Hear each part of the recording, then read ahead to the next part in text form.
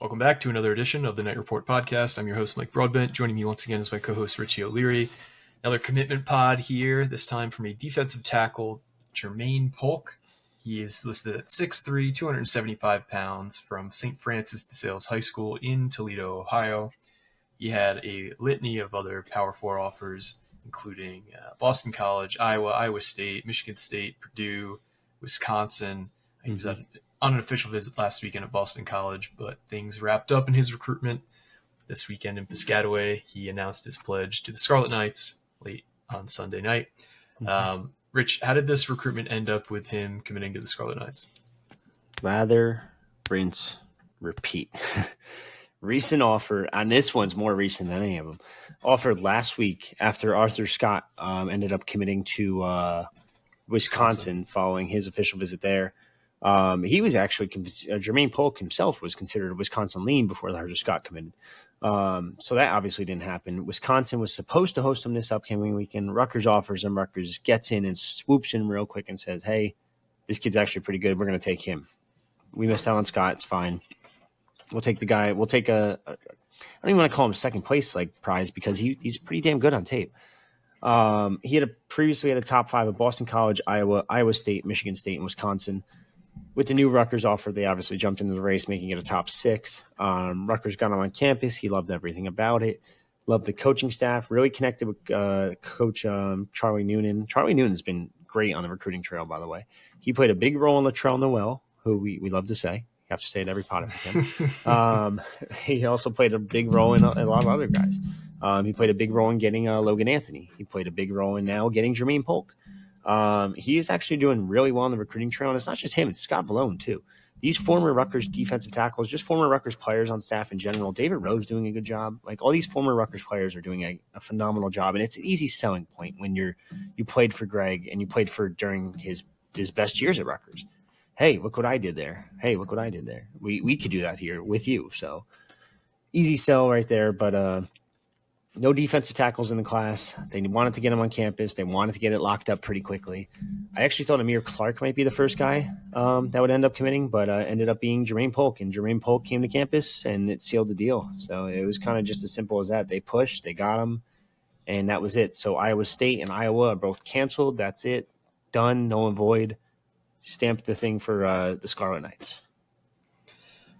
And I know we've talked a lot about landing defensive tackles. This is the first defensive tackle of the class. How many more defensive tackles do you think that they try and land in this class? It's tough. I want to say my gut says 1 right now. But it's so tough. Like if another one just pops up later on in the year, or let's say next June, because there might be a reclassification out of nowhere, then there could be a third. But I'm going to say right now they want to go for 2. I don't think there'll be a third. I mean, if Preston Carey wants to commit, obviously, you don't turn that kid down. You don't turn him down. I don't care when he wants to commit. Like if it's next week and it's like, okay, that's my second commitment, that's fine. But if say Amir Clark commits and then all of a sudden like Preston Carey wants in, and I'm still not saying no, that kid is that good. So situations like that, I would say there's a possibility for 3, but probably 2 more than likely. Yeah, I know we have his tape running in the background here for the audio-only listeners. You won't get to see this, but he's definitely a good gap penetrator. He lines up kind of all across the defensive line for his high school. He's really good at stacking and shedding, generates a ton of pressure as a defensive lineman. Can just tell the strength shows up on his tape. Sometimes guys can be really strong, but you couldn't really tell. It's definitely apparent for his tape. And he just is really good at diagnosing plays. You see here coming off the defensive end in a 3-4 alignment, just running back had no chance. What are some things that jump out to you, Rich? Yeah, just really quick off the snap. You love to see that from a defensive tackle. Obviously, the snap's right in front of him, so it's kind of a little bit easier. I think the block and shed technique, like he's able to disengage like almost immediately from the blocker, and able to pick up on wherever the run play or even a pass play is going. He's able to get in that backfield pretty quickly. He's actually kind of got a little bit of a burst to him for a 275-pounder. 6'3", I think it is. Yeah, 6'3", 275-pounder. He's got a little burst to him. I'm interested to see how he's going to look when he adds probably 25 pounds, because you're going to want him to be like probably that big nose tackle when it's all said and done, I think. But it really depends on how the weight goes. Maybe he only adds 15 pounds and he's like 290 ish, and it's like, okay, still pretty athletic at that 290 ish, and you can kind of keep him at the 3 tech. I don't know. It's going to be really interesting to see how he plays out. I do like his tape a lot. I think he's kind of a little bit underrated by us, and I've said that about a lot of kids. Like I know I'm hyping up all these kids, and I know they're all not going to be hits, but this is just a really, really good football class for Rutgers. All these kids have football instincts. They're football players through and through. You could see them when you talk to them. They just love the game of football. They love the coaching staff, and on top of it all, they're all athletic as shit, which is kind of what you love. Yeah. You can't teach the athleticism. You could teach the technique. You could teach everything else. But you can't teach athleticism for a 6'3", 275-pounder. He either has it or he doesn't. And, I mean, you watch the tape right then and there. Like, this kid has it. Now, Yeah, probably he should just have totally got the destroyed quarterback that there. kid. But, Yeah. but yeah, no, I mean, I'm a big fan of his. And I know, we kind of sound like a bit sycophantic just saying nothing but good things about these recruits. And Yeah. it's not that they don't have flaws. They do. They're not even close to complete players. They're going to need to get stronger. They're going to need to learn technique. They're going to need to do a lot of the things that, effective college football players do. But what I found interesting is something you were telling me off the pod.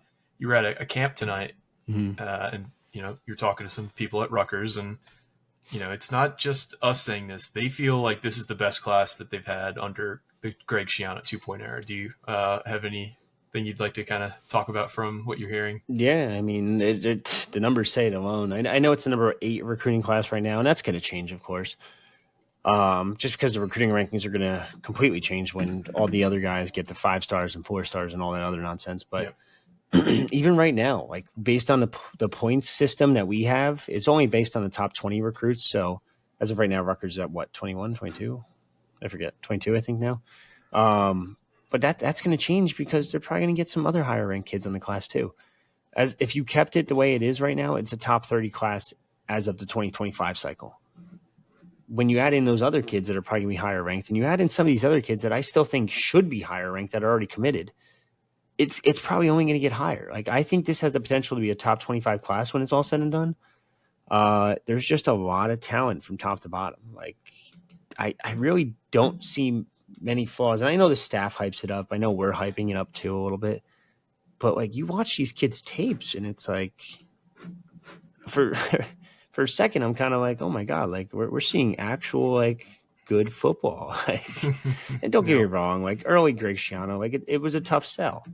Even like, number one, obviously because of COVID, but number two, it was a tough sell after Rutgers just being down for so many years, and now with NIL as a factor, with revenue sharing as a factor, with it kind of evening out a little bit too, Rutgers kind of has like the momentum going for him.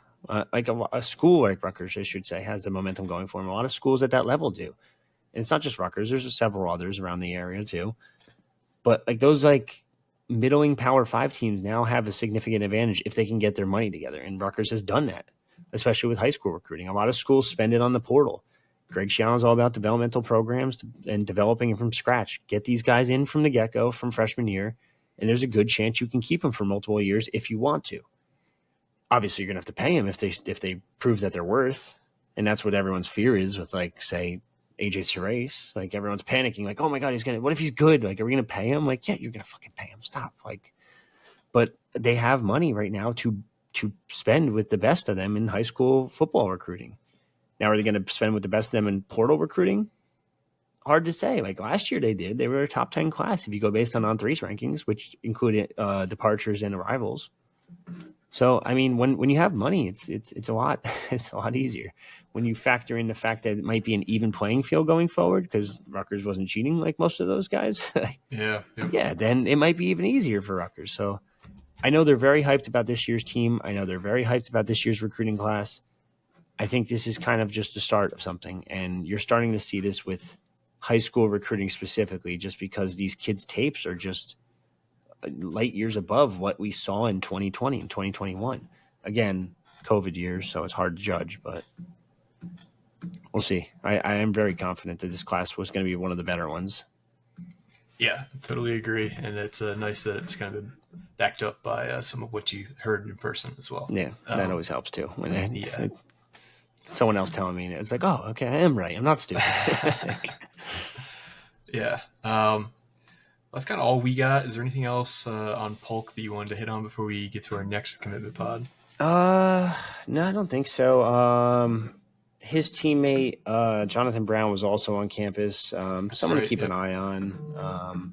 We're kind of waiting and seeing what's going to happen with Dukes. There was some talk that he might visit Michigan State. It sounds like he didn't visit Michigan State unless it came super secret under the radar type visit. But as of right now, I mean, I don't think Brown's going to be a take, but who knows? In a day, things change. Not even in a day. In the next hour, things could change. So stay tuned to your podcast feeds as always. Yeah. The number of times that we said, I don't know if he's going to be a take, or I don't think he's going to commit, and then he does. It's just funny how these things kind of find a way to play out. It's miserable. All right. Well, that is all we've got for you guys today on Germaine Polk. Stay tuned to your podcast feed because I think you might be hearing from us again very soon. So stay tuned. But for me and Rich, this has been another edition of the Night Report podcast. Signing off.